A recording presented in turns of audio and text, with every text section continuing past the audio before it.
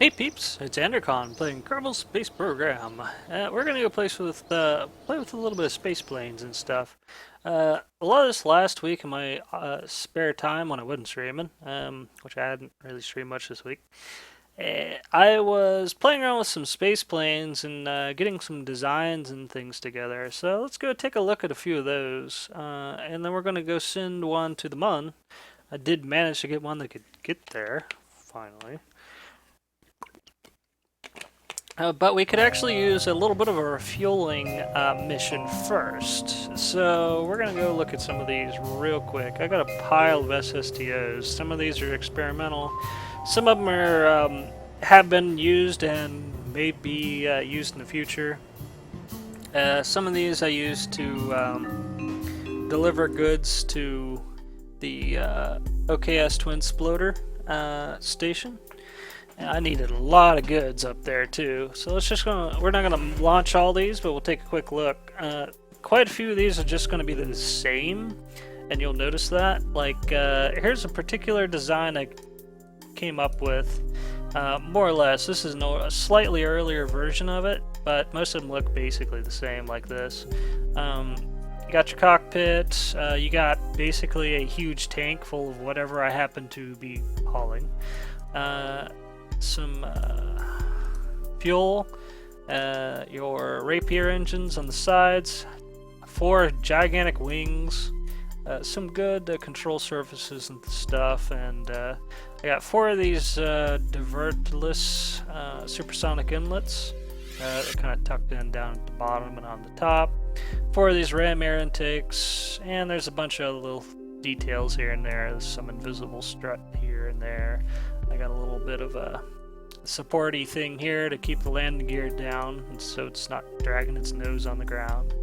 I got some lights here and there.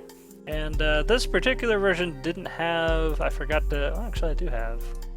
I got some air brakes on the front, but I ended up moving those. And yeah, I remembered solar panels, finally. And then some life support and stuff, a little bit of RCS back here. This is one of the earlier designs, and things changed around a little bit since then, just a nudge. Since I went through several different versions, this one I just looked at was delivering agricultural goods to the OKS Twin Sploder. I got one for equipment, I got one for life support. That one was really important. You can get a hell of a lot of life support on that.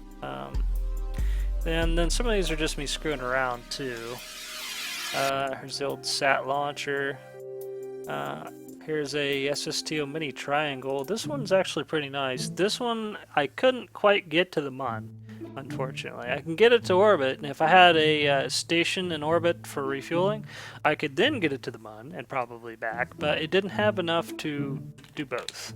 It actually is pretty nice, pretty good design. It's good to fly. It's little, and that's intentional. It's using a turbojet engine, and I actually found out that the turbojets are they can get a better top speed than a Rapier engine on air intake alone.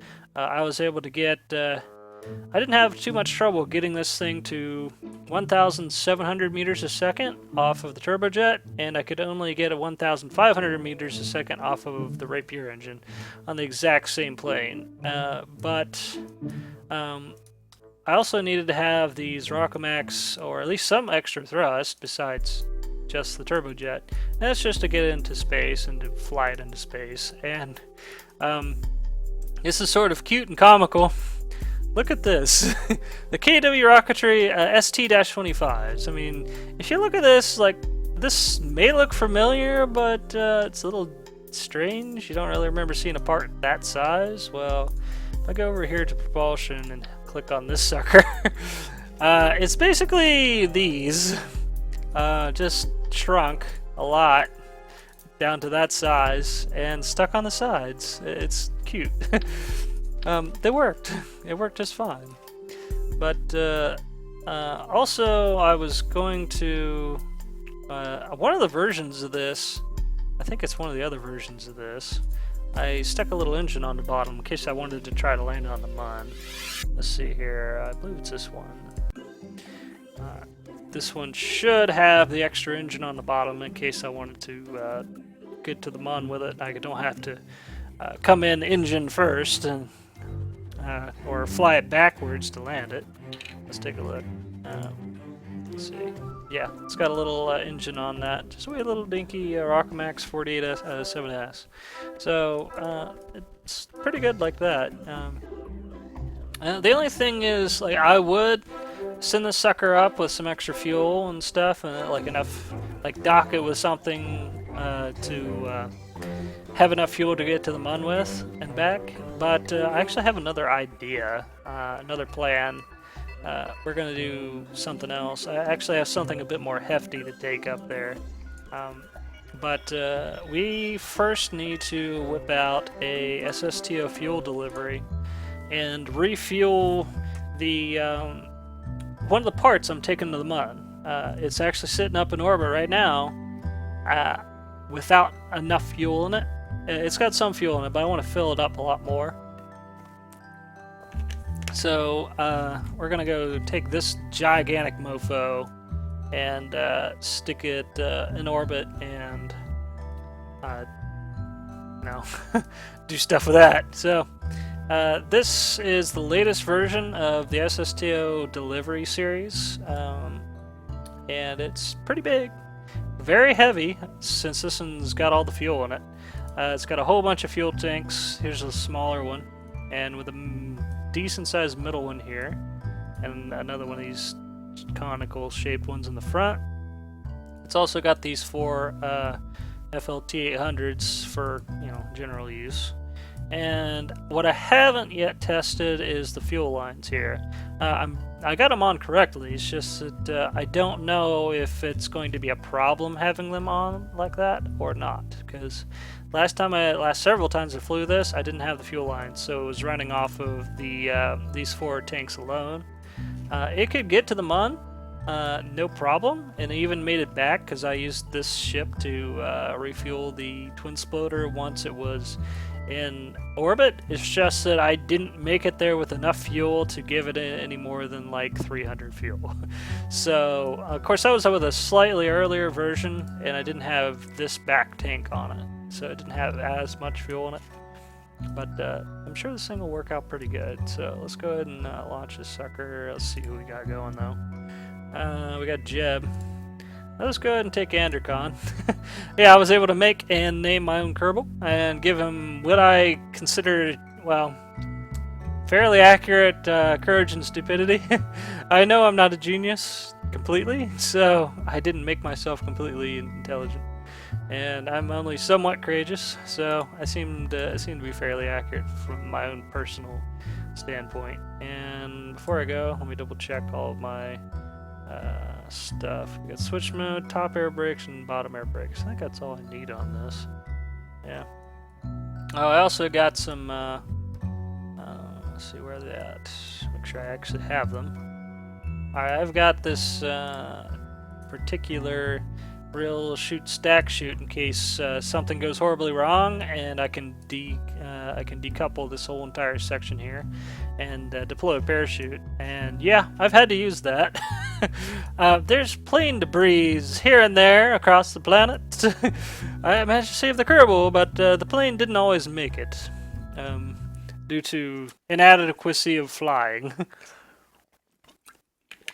Sometimes things went bad. But you never know. You might be able to see some explosions, and you might not. Hey, PML123. Hello, hello. Actually, I'm not sure if I've ever seen you here before. Hello. Welcome to my stream of me being too bar. Anyway, I really like single stage to orbit space planes. They're a lot of fun. And I may fly quite a few of them from here on out since I've finally learned how to do it with Ferram Aerospace. And I'm getting a lot better at landing them too. The other day, I took in an earlier version of this very craft, and apparently it was not entirely balanced in the weight department once it's empty.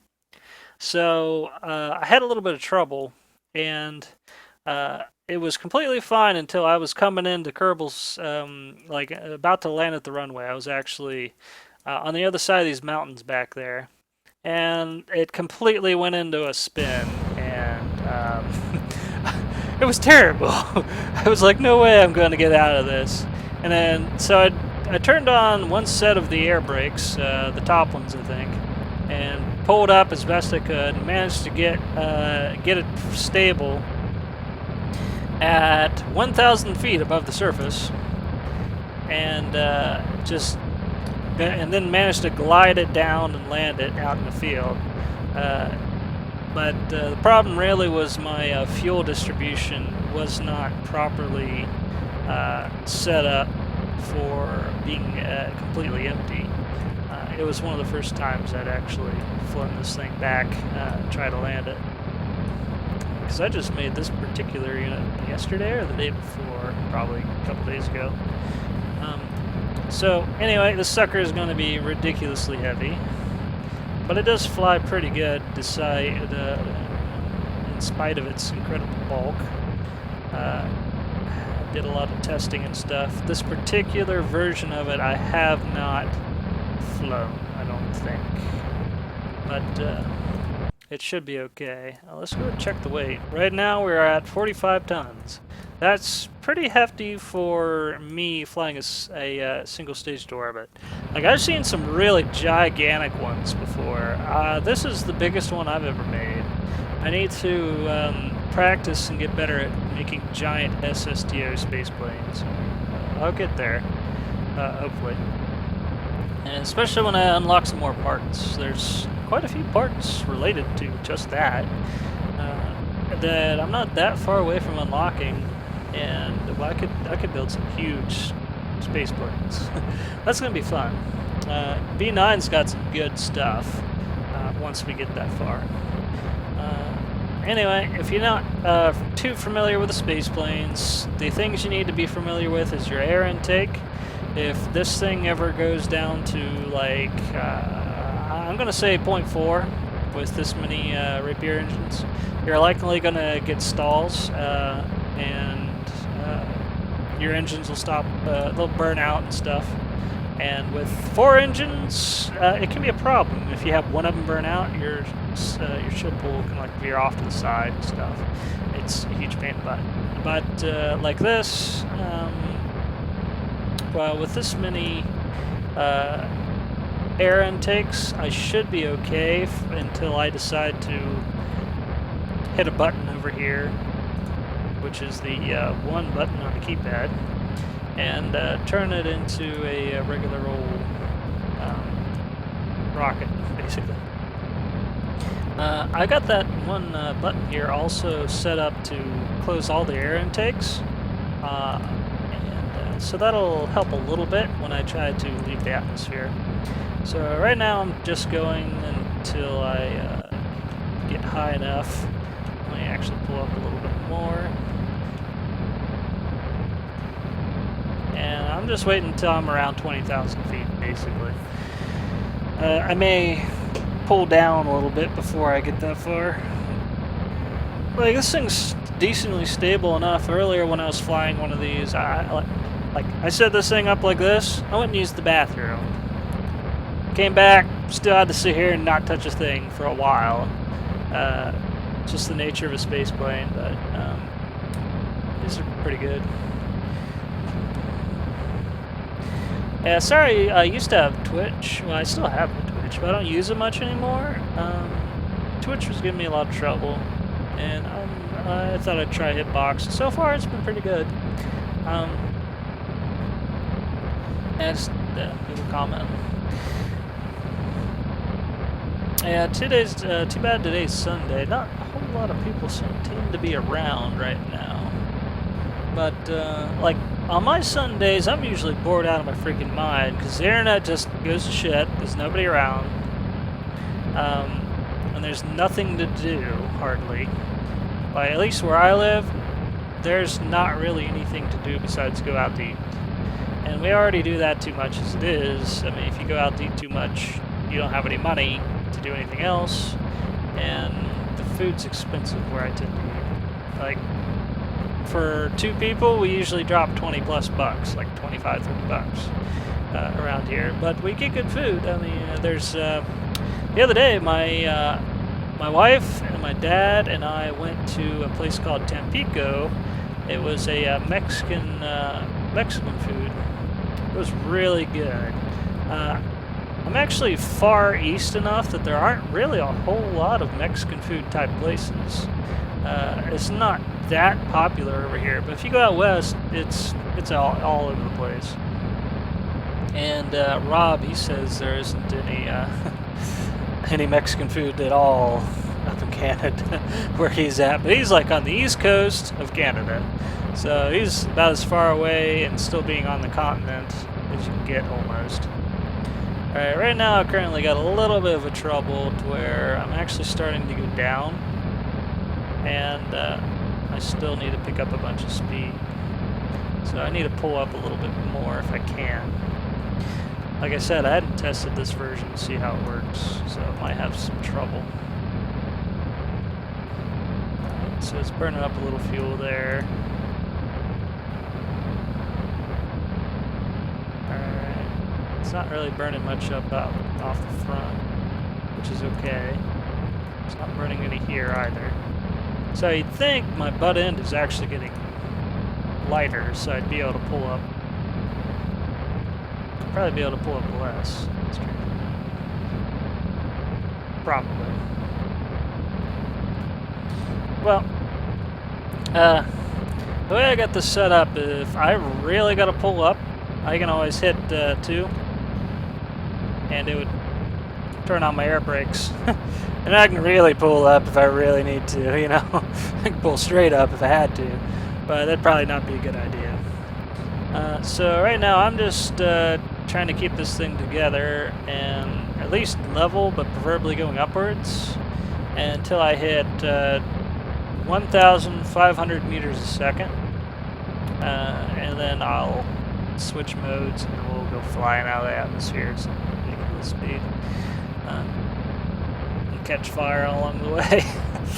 Several of the previous versions of this plane, I'd had a bunch of parachutes around the front. Like I had 6 parachutes sitting here, radio parachutes, and they keep on burning off on the way out of the atmosphere. I was like, why? Why are you burning now? I mean, at least wait till I'm incoming, going down. But nope. That's why I switched my switched to a stack chute, which is sitting back here. Real chute, stack chute, so it didn't burn off. Got tired of seeing explosions every time I take one of these things out. So right now I got flames shooting all over the place, and it's just because I'm a little bit too low in the atmosphere for my speed. But pulling up for a good reason. Whoosh, whoosh. But anyway, it's doing pretty good. The other version of this plane I had that was just for life support, it didn't have any fuel in the center at all, except some. It had some fuel for the RCS fuel was in the back instead of the front. It was back here. I didn't have this extra bit of life support container there. I had a giant tank of life support in the center, full. And I also found some other little tanks that hold almost as much as the big one that you could strap down here. And they weren't very big. I mean, they were like the size of this piece right here. They're like this big. And you could just shove them in down here and fill them up. It had like 2/3 as much as the big tank had in it. So I was able to get a whole lot of life support up to my station all at once. That was pretty nice.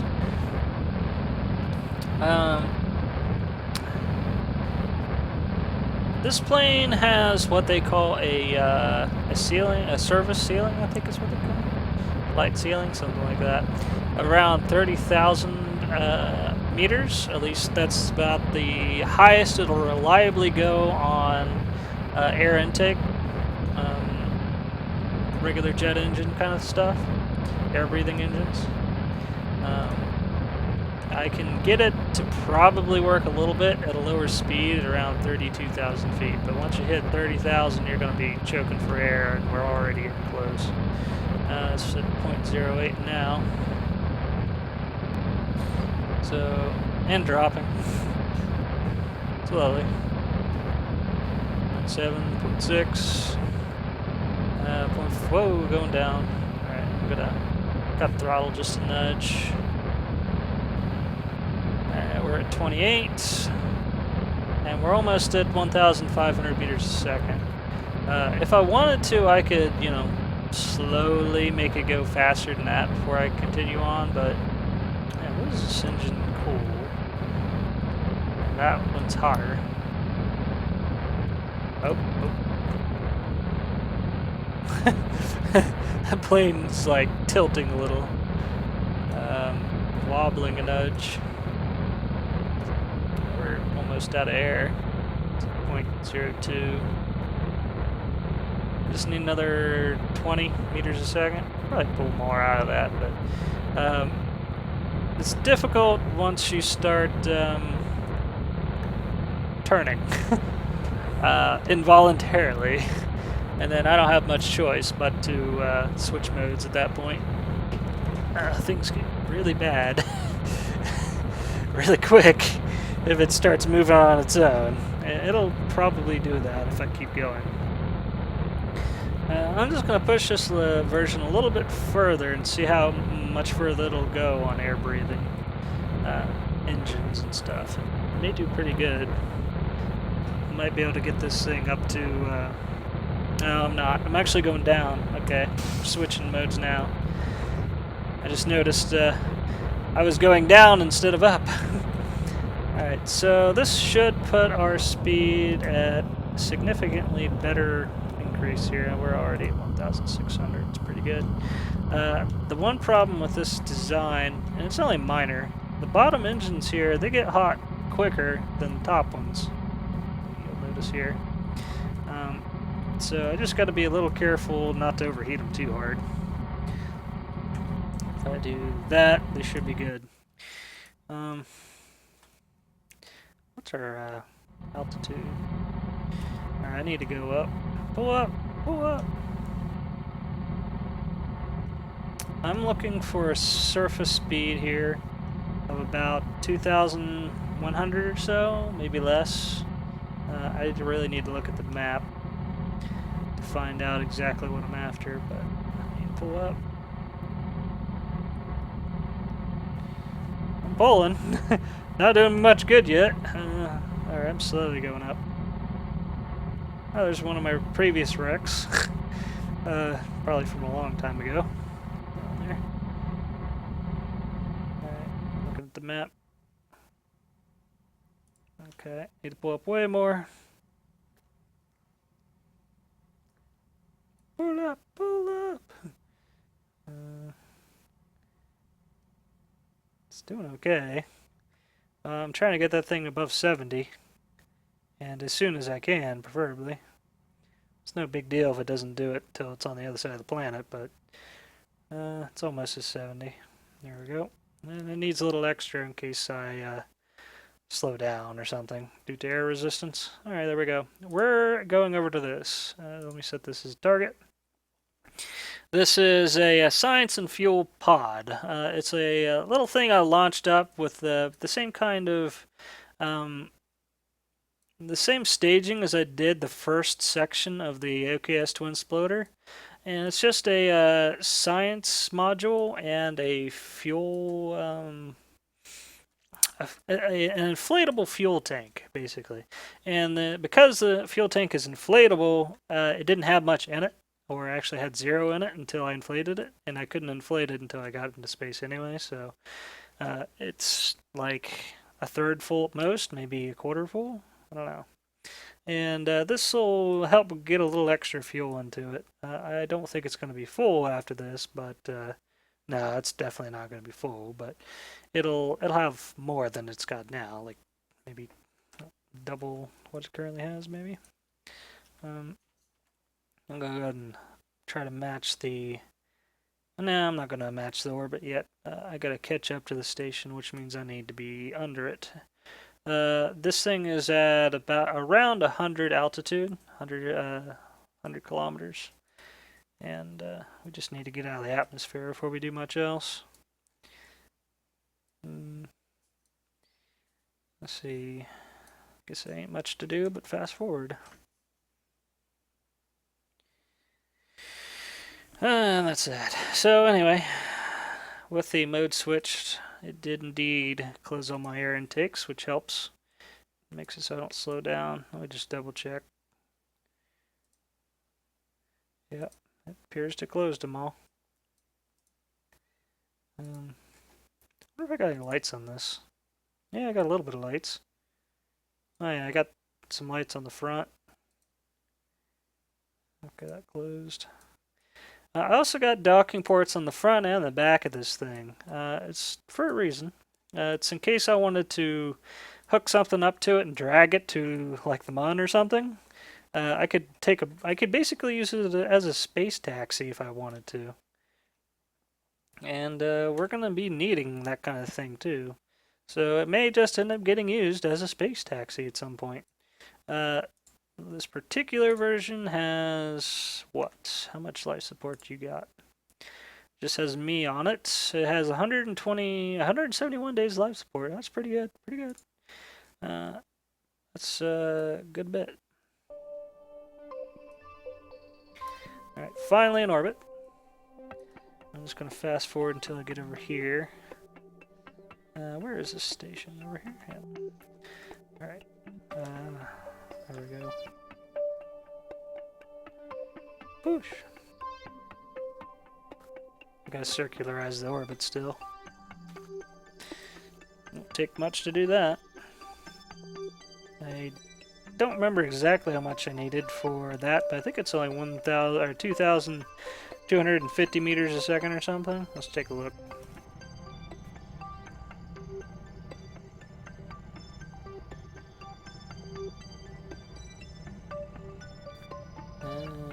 There's 70 or 80 right about there. Yep, 2,269. Oh yeah, perfect number. I'm just gonna fast forward a bunch until I get closer to that station. If I really planned it good, I could have probably launched and rendezvoused right to it, quick and easy. But that just didn't happen. So we gotta slowly make our way around until we catch up. Slowly make... Oh, this might take ages. Come on, you. That's one of the reasons why you would want to stick your anything you're docking to at like 200 kilometers instead of 100. Makes it easier to catch up to it. Because just doing this is going to take a long time. There's actually options. I can do most of this from the Space Center. I can fast forward a lot quicker too. I wouldn't have to worry about my electricity draining. So, let's just go over... Oh, crap. Crash report! God damn it. Game crashed. Technical difficulties. Well, peeps, I'm gonna cut this briefly. I'll be back when it's back up.